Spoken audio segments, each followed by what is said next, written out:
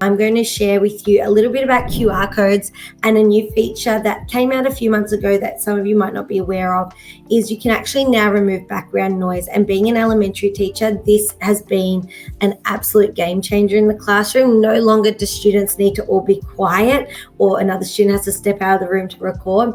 By simply turning on this toggle button in the extension, you are able to remove background noise, which makes it really, really easy in the elementary classroom to now use Mote. I know this was a feature that many people were after, and I'm so glad it is now there. Another little amazing feature that you may not be aware of, within QR codes, you can now see that you can save it, which allows you to download it to your computer, but you can also print your QR code. Now, this just saves a few little steps and students can simply hit print.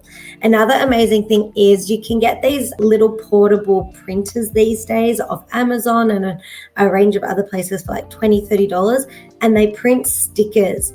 And we have one of these in our classroom, and it is so quick that students can record instructions, or you as a teacher can record instructions, simply hit print, send it to that Bluetooth through the Wi-Fi or whatever to your printer, and then print it out and stick it on a poster or on a book or whatever it is. So that print icon has been saving me so much time instead of going to downloads and everything there. So if you weren't aware of that feature is there as well. Now, talking about QR codes, I know I've shared this in the past and it is absolutely one of my favorites. I think if you're not using Mote QR codes at your school, you are missing out. QR codes really allows you to bring things to life. So in our library, we've got an iPad set up in there and a computer, and students can record their notes.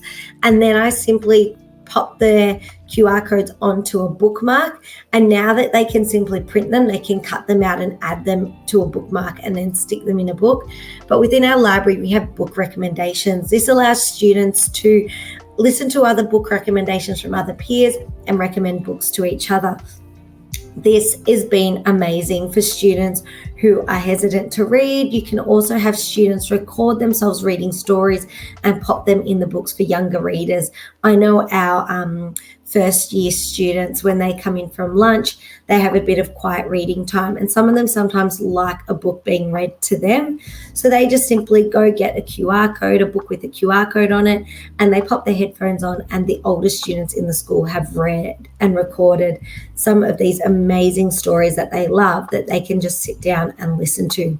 Students can also do that for their own stories that they compose and create themselves. They can record their voices to bring their story alive.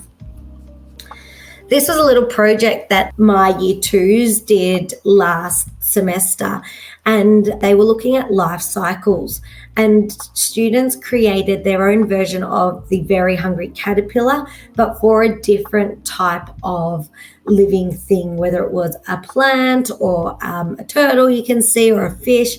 So they explored and researched all the different life cycles, and they popped themselves into different groups. And then what the students did was they wrote their story, typed it up, and we created a Mote QR code. Now, the reason we did a Mote QR code was these then went up on display in our hallway. And we have a lot of tours through our school, and the tours love scanning these and are able to listen to the students' stories, hear their expression, and hear the joy that comes out when they read their own stories. So a really simple thing that you can do in your classroom that enhances that whole story process and also brings joy. Also, as a teacher, it allows you to hear your students reading aloud.